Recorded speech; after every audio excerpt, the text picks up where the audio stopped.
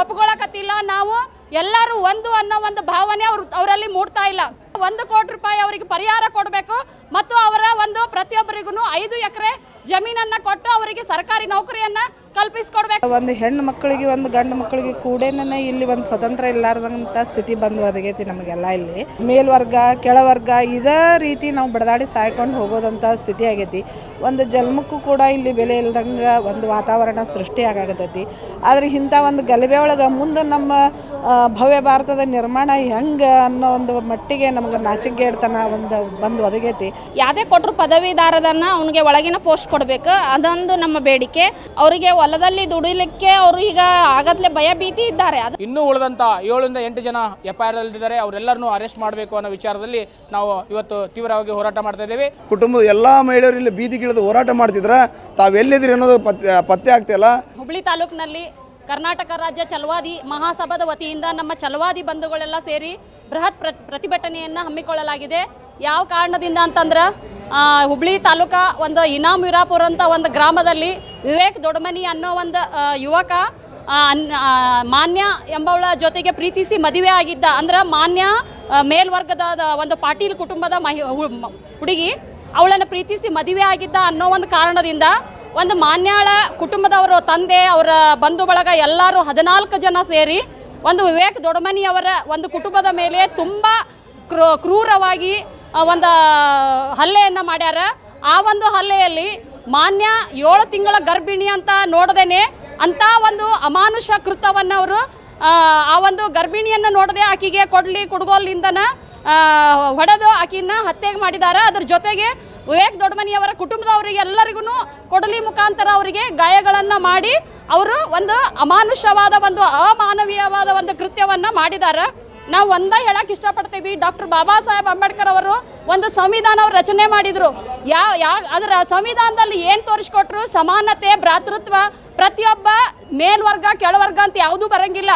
ಒಂದು ಕೆಳಮಟ್ಟದ ವ್ಯಕ್ತಿಗೂ ಸಹಿತ ಸಮಾನವಾದ ಹಕ್ಕನ್ನು ಸಿಗುವಂಗೆ ಮಾಡಿದ್ರು. ಇಷ್ಟು ವರ್ಷ ದಾಟಿದ್ರು ಸಹಿತ ಮೇಲ್ವರ್ಗದ ಜಾತಿಯವರು ಮನುವಾದಿಗಳು ಸಂವಿಧಾನವನ್ನು ಒಪ್ಕೊಳ್ಳಕತ್ತಿಲ್ಲ. ನಾವು ಎಲ್ಲರೂ ಒಂದು ಅನ್ನೋ ಒಂದು ಭಾವನೆ ಅವರಲ್ಲಿ ಮೂಡ್ತಾ ಇಲ್ಲ. ಇದು ಒಂದೇ ಅಲ್ಲ, ಪ್ರತಿಯೊಂದು ಇದರ ರಂಗದಲ್ಲಿನೂ ದಲಿತರ ಮೇಲೆ ಹಲ್ಲೆಗಳು ಆಗ್ತಾ ಇದ್ದಾವೆ. ಅದಕ್ಕೆ ನಾವು ಇವತ್ತಿನ ದಿವಸ ನಾವೆಲ್ಲರೂ ಸೇರಿ ಮುಖ್ಯಮಂತ್ರಿಗಳು ಮತ್ತು ದ್ರೌಪದಿ ಮುರ್ಮು ಅವರಿಗೆ, ರಾಷ್ಟ್ರಪತಿಯವರಿಗೆ ಒಂದು ತಹಸೀಲ್ದಾರ್ ಮುಖಾಂತರ ಒಂದು ಮನವಿಯನ್ನು ಸಲ್ಲಿಸಕ್ಕೆ ಬಂದಿದ್ದೀವಿ. ಈ ಒಂದು ಯಾರು ಅಮಾನುಷ್ಯ ಕ್ರೂರವಾದ ಒಂದು ಕೃತ್ಯವನ್ನು ಮಾಡ್ಯಾರ ಅವ್ರಿಗೆ ಬಹಿರಂಗವಾಗಿ ಗಲ್ಲು ಶಿಕ್ಷೆಯನ್ನು ಕೊಡಬೇಕು. ಅದರ ಜೊತೆಗೆ ವಿವೇಕ್ ದೊಡ್ಡಮನಿಯವರ ಕುಟುಂಬಕ್ಕೆ ಪರಿಹಾರವನ್ನು ದೊರಕಿಸಿಕೊಡೋದ್ರ ಮುಖಾಂತರ 1 ಕೋಟಿ ರೂಪಾಯಿ ಅವರಿಗೆ ಪರಿಹಾರ ಕೊಡಬೇಕು ಮತ್ತು ಅವರ ಒಂದು ಪ್ರತಿಯೊಬ್ಬರಿಗೂ 5 ಎಕರೆ ಜಮೀನನ್ನು ಕೊಟ್ಟು ಅವರಿಗೆ ಸರ್ಕಾರಿ ನೌಕರಿಯನ್ನು ಕಲ್ಪಿಸಿಕೊಡ್ಬೇಕು. ಇದು ನಾಚಿಗೇಡಿ ಒಂದು ವಿಷಯ.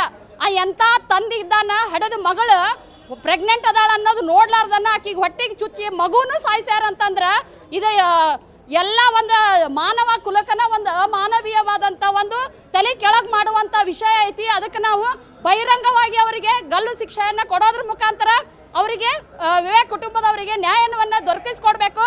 ಇದು ಒಂದು ಆಗಲಿಲ್ಲ ಅಂತಂದ್ರೆ ನಾವು ಉಗ್ರವಾಗಿ ಇಡೀ ದೇಶ ತುಂಬ ನಾವು ನಮ್ಮ ಛಲವಾದಿ ಮಹಾಸಭಾದ ವತಿಯಿಂದ ಪ್ರತಿಭಟನೆಯನ್ನು ಹಮ್ಮಿಕೊಳ್ತೀವಿ. ನನ್ನ ಹೆಸರು ಚೇತನಾ ಲಿಂಗದಾಳ, ಕರ್ನಾಟಕ ರಾಜ್ಯ ಛಲವಾದಿ ಮಹಿಳಾ ಘಟಕದ ಸದಸ್ಯರು ನಾನು. ನಮಗೆ ಒಟ್ಟಿನಲ್ಲಿ ಹೇಳ್ಬೇಕಂದ್ರೆ ನಮ್ಮ ಭಾರತ ಇಡೀ ದೇಶವೇ ತಲೆ ತಗ್ಗಿಸ್ಬೇಕಾದಂಥ ಇದೊಂದು ವಿಷಯ. ಯಾಕಂತಂದ್ರೆ ಒಂದು ಹೆಣ್ಣು ಮಕ್ಕಳಿಗೆ ಒಂದು ಗಂಡು ಮಕ್ಕಳಿಗೆ ಕೂಡೇನೇ ಇಲ್ಲಿ ಒಂದು ಸ್ವತಂತ್ರ ಇಲ್ಲಾರ್ದಂಥ ಸ್ಥಿತಿ ಬಂದು ಒದಗೈತಿ ನಮಗೆಲ್ಲ. ಇಲ್ಲಿ ನಮ್ಮ ಬಾಬಾ ಸಾಹೇಬ್ ಅಂಬೇಡ್ಕರ್ ಅವರು ಇಂಥ ದೊಡ್ಡ ಸಂವಿಧಾನವನ್ನು ಲಿಖಿತವಾಗಿ ರಚನೆ ಮಾಡಿ ನಮಗೆ ಎಲ್ಲ ಒಂದು ಹಕ್ಕುಗಳನ್ನು ಕೊಟ್ಟರೂ ಕೂಡ ನಾವು ಶೋಷಣೆಗೆ ಒಳಗಾಗ್ತಾ ಇದ್ದೇವೆ. ದಲಿತರು ಮತ್ತು ಮೇಲ್ವರ್ಗ ಕೆಳವರ್ಗ ಇದೇ ರೀತಿ ನಾವು ಬಡದಾಡಿ ಸಾಯ್ಕೊಂಡು ಹೋಗೋದಂಥ ಸ್ಥಿತಿ ಆಗೈತಿ. ಒಂದು ಜನ್ಮಕ್ಕೂ ಕೂಡ ಇಲ್ಲಿ ಬೆಲೆ ಇಲ್ದಂಗೆ ಒಂದು ವಾತಾವರಣ ಸೃಷ್ಟಿ ಆಗತೈತಿ. ಆದರೆ ಇಂಥ ಒಂದು ಗಲಭೆ ಒಳಗೆ ಮುಂದೆ ನಮ್ಮ ಭವ್ಯ ಭಾರತದ ನಿರ್ಮಾಣ ಹೆಂಗೆ ಅನ್ನೋ ಒಂದು ಮಟ್ಟಿಗೆ ನಮ್ಗೆ ನಾಚಿಕೆಡ್ತನ ಒಂದು ಬಂದು ಒದಗೈತಿ. ಅದಕ್ಕಾಗಿ ನೀವೆಲ್ಲರೂ ಜಾತಿ ಭೇದವನ್ನು ಮರೆತು ನಾವೆಲ್ಲರೂ ಒಂದಾಗಬೇಕು. ನಾವೆಲ್ಲ ಭಾರತೀಯರು, ನಾವೆಲ್ಲ ಒಂದು, ನಮ್ಮ ದೇಹದಲ್ಲಿ ಹರಿತಾ ಇರೋದು ರಕ್ತ ಒಂದು ಅಂತ ಎಲ್ಲರೂ ಭಾಷಣದೊಳಗೆ ಹೇಳ್ತಾರೆ ರೀ. ಅದನ್ನೆಲ್ಲ ಕೇಳ್ತೇವೆ, ನಾವು ಅನ್ಕೊತೇವೆ ನಾವೆಲ್ಲರೂ ಒಂದು ಅಂತ ಹೇಳಿ. ಆದರೆ ನಮಗೆ ಇಂಥ ಒಂದು ಕೃತ್ಯ ನೋಡಿದಾಗ ನಮ್ಗೆ ನಾಚಿಕೆ ಅನ್ನಿಸ್ತೈತಿ. ನಾವೆಲ್ಲ ಒಂದು ಅಂತಕ್ಕಂಥ ವ್ಯಕ್ತಿಗಳು ಎಲ್ಲಿದ್ದಾರೆ? ಒಬ್ಬರು ಸಿಗ್ತಾ ಇಲ್ಲಲ್ಲ. ನಾವೆಲ್ಲ ಒಂದು, ನಮ್ಮ ಮೈಯೊಳಗೆ ಹರಿತಾ ಇರೋ ರಕ್ತ ಎಲ್ಲ ಒಂದು ಅಂತ ಹೇಳ್ತಾ ಭಾಷಣ ಮಾಡ್ತಕ್ಕಂಥ ಎಲ್ಲ ವ್ಯಕ್ತಿಗಳು ಕೂಡ ಈ ಮಾನ್ಯ ಅವ್ರಿಗೆ ನ್ಯಾಯ ಒದಗಿಸೋಕ್ಕೋಸ್ಕರ ಇಲ್ಲಿ ಬರಬೇಕು. ನಮ್ಮದು ಬಸಮ್ಮ ಬಮ್ನಾಳ್ ಅಂತೇಳಿ. ವಿವೇಕಾನಂದ BA ಪದವಿ ಪೂರ್ವ ವಿದ್ಯಾರ್ಥಿ ಇದ್ದ ಕಾರಣಕ್ಕೆ ಅವನಿಗೆ ಯಾವುದೇ ರೀತಿ ಅದರ ಒಂದು ಗೌರ್ಮೆಂಟ್ ಸರ್ಕಾರಿ ನೌಕರರನ್ನು ಒದಗಿಸಬೇಕು. ಆದರೆ ಡಿ ಗ್ರೂಪಿನ ಇದು ಕೇಸ್ ಡಿ ಗ್ರೂಪನ್ನು ನೌಕರಿಯನ್ನು ಬೇಡ. ಅವಂಗೆ ಯಾವುದೇ ಕೊಟ್ಟರು ಪದವೀಧಾರದನ್ನು ಅವನಿಗೆ ಒಳಗಿನ ಪೋಸ್ಟ್ ಕೊಡಬೇಕು. ಅದೊಂದು ನಮ್ಮ ಬೇಡಿಕೆ. ಅವರಿಗೆ ಹೊಲದಲ್ಲಿ ದುಡಿಲಿಕ್ಕೆ ಅವರು ಈಗ ಆಗತ್ಲೆ ಭಯ ಭೀತಿ ಇದ್ದಾರೆ. ಅದಕ್ಕೆ ಅವರಿಗೆ ಒಂದಷ್ಟು ವಸತಿಯನ್ನು ಮಾಡಿ ಕೊಡಬೇಕು. ಒಂದು ಮನೆ ಒಂದು ಹೊಲವನ್ನು ಮಾಡಿ ಅವರಿಗೆ ಸರಿಯಾಗಿ ತಕ್ಕ ಒಂದು ಯಾವುದೇ ಆದರೂ ಸರ್ಕಾರ ಒಂದು ಸರಿಯಾಗಿ ಅವರಿಗೆ ನಿಲ್ಲಲಿಕ್ಕೆ ಸ್ಥಳವನ್ನು ನೀಡಬೇಕೆಂದು ತಮ್ಮಲ್ಲಿ ವಿನಂತಿ. ನಮ್ಮದು ನಂದಿನಿ ಹಾದಿಮನಿ ಅಂತ. ವಿವೇಕಾನಂದ ಮಾದಾರ್ ಉರ್ಫ್ ದೊಡ್ಡಮನಿ ಅವನಿಗೆ ಸರ್ಕಾರದಿಂದ 1 ಕೋಟಿ ಅವರಿಗೆ ಪರಿಹಾರವನ್ನು ಕೊಡಬೇಕು. ಅನಂತರ 5 ಎಕರೆ ಹೊಲಗಳನ್ನು ಕೊಡಬೇಕು. ಅವರಿಗೆ ಸೂಕ್ತವಾದಂಥ ರಕ್ಷಣೆ ಕೊಡಬೇಕು. ಇನ್ನೂ ಉಳಿದಂಥ 7 ರಿಂದ 8 ಜನ FIR ಅಲ್ಲಿದ್ದಾರೆ, ಅವರೆಲ್ಲರನ್ನೂ ಅರೆಸ್ಟ್ ಮಾಡಬೇಕು ಅನ್ನೋ ವಿಚಾರದಲ್ಲಿ ನಾವು ಇವತ್ತು ತೀವ್ರವಾಗಿ ಹೋರಾಟ ಮಾಡ್ತಾ ಇದ್ದೇವೆ. ಇದರ ಮೂಲಕ ಎಲ್ಲ ದಲಿತ ಮುಖಂಡರನ್ನು ಕರೆದು ಹುಬ್ಬಳ್ಳಿ ಧಾರವಾಡನ ಸಂಪೂರ್ಣವಾಗಿ ಬಂದ್ ಮಾಡುವ ನಿರ್ಧಾರವನ್ನು ನಾವು ತಗೋತೀವಿ. ಕೆಲವೇ ದಿನಗಳಲ್ಲಿ ಎಲ್ಲರೂ ಜೊತೆಗೆ ಸೇರಿಕೊಂಡು ಹೋರಾಟ ಮಾಡಿ ಹುಬ್ಬಳ್ಳಿ ಧಾರವಾಡನ ಸಂಪೂರ್ಣ ಬಂದ್ ಮಾಡ್ತೀವಿ ಅನ್ನೋದು ಈ ಮೂಲಕ ನಾವು ಅವರಿಗೆ ಎಚ್ಚರಿಕೆ ಕೊಡ್ತಾ ಇದ್ದೀನಿ. ಮಾರುತಿ ದೊಡ್ಡಮನಿ. ಸುಮಾರು 14 ರಿಂದ 15 ಜನ ಸೇರಿಕೊಂಡು ವಿವೇಕಾನಂದ ದೊಡ್ಡಮನಿ ಅವರಿಗೆ ಮನೆಗೆ ಮುತ್ತಿಗೆ ಹಾಕಿ ಆ ಗರ್ಭಿಣಿ ಯುವತಿಯನ್ನು ಸ್ಮಾರಕಾಸ್ತ್ರಗಳಿಂದ ಕೊಚ್ಚಿ ಕೊಲೆ ಮಾಡುವುದಲ್ಲದೆ ಗರ್ಭಿಣಿಯಾದಂಥ ಯುವತಿಯ ಹೊಟ್ಟೆಗೂ ಸಹಿತ ಸಿಕ್ಕಲ್ಲೇ ಬರ್ಬರವಾದಂಥ ಹತ್ಯೆಯನ್ನು ಮಾಡ್ತಾರೆ. ಜೊತೆಗೆ ಈ ವಿವೇಕಾನಂದ ದೊಡ್ಡಮನಿಯವರ ಕುಟುಂಬದವರ ಮೇಲೆ ಅವ್ರಿಗೂ ಸಹ ಮಾರಕಾಸ್ತ್ರಗಳಿಂದ ಹೊಡೆದು ಗಂಭೀರವಾದಂಥ ಗಾಯವನ್ನು ಗೊಳಿಸ್ತಾರೆ. ಈ ಘಟನೆ ದೇಶದಲ್ಲಿನ ಇಡೀ ಮಾನವ ಕುಲವೇ ತಲೆ ತಗ್ಗಿಸುವಂಥ ಹೀನಕೃತ್ಯ. ಇದನ್ನು ಪ್ರತಿಯೊಬ್ಬರು ಖಂಡಿಸಬೇಕಾಗಿದ್ದು ಇವತ್ತಿನ ದಿವಸ ಕರ್ನಾಟಕ ರಾಜ್ಯ ಛಲವಾದಿ ಮಹಾಸಭಾದ ವತಿಯಿಂದ, ಧಾರವಾಡ ಜಿಲ್ಲಾ ಘಟಕದ ವತಿಯಿಂದ ಮತ್ತು ಇನ್ನಿತರೆ ದಲಿತ ಸಂಘಗಳ ಒಕ್ಕೂಟದಿಂದ ಈ ಪ್ರತಿಭಟನೆಯನ್ನು ಕೈಗೊಂಡಿದ್ದೇವೆ. ಈ ಪ್ರತಿಭಟನೆ ಮುಖಾಂತರ ಮಾನ್ಯ ತಹಸೀಲ್ದಾರ್ ಮುಖಾಂತರ ದೇಶದ ರಾಷ್ಟ್ರಪತಿಗಳಿಗೆ, ರಾಜ್ಯದ ಮುಖ್ಯಮಂತ್ರಿಗೆ, ರಾಜ್ಯದ ಗೃಹ ಮಂತ್ರಿಗೆ ಮತ್ತು ರಾಜ್ಯಪಾಲರಿಗೆ, ಸಂಬಂಧಪಟ್ಟ ಸಮಾಜ ಕಲ್ಯಾಣ ಇಲಾಖೆ ಸಚಿವರಿಗೆ, ಪೊಲೀಸ್ ಮಹಾನಿರ್ದೇಶಕರಿಗೆ ಒತ್ತಾಯ ಮಾಡ್ತೀವಿ. ಈ ಕೃತ್ಯಕ್ಕೆ ಕಾರಣರಾಗಿರ್ತಕ್ಕಂಥ ಆರೋಪಿಗಳಿಗೆ ತ್ವರಿತ ನ್ಯಾಯಾಲಯವನ್ನು ಪ್ರಾರಂಭಿಸಿ ಉಗ್ರವಾದಂಥ ಗಲ್ಲು ಶಿಕ್ಷೆಯನ್ನು ವಿಧಿಸಬೇಕಂತೇಳಿ ಈ ಮೂಲಕ ಒತ್ತಾಯಿಸ್ತೇವೆ. ಪ್ರಭು ಪ್ರಭಾಕರ್. ತುಂಬು ಗರ್ಭಿಣಿಯನ್ನು ಒಂದು ತಂದೆ ಕೊಲೆ ಮಾಡಿದಾನ.